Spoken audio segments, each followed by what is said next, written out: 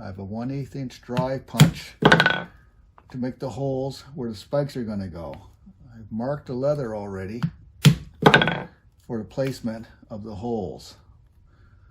I have a sturdy work surface. It's actually a tree stump underneath. To set the spikes in the dog collar, I need a ribbed rivet. The spike, I'm putting it on a sturdy anvil, and I have a concave setter for setting the spikes. I tap it down, and it makes a permanent, solid set.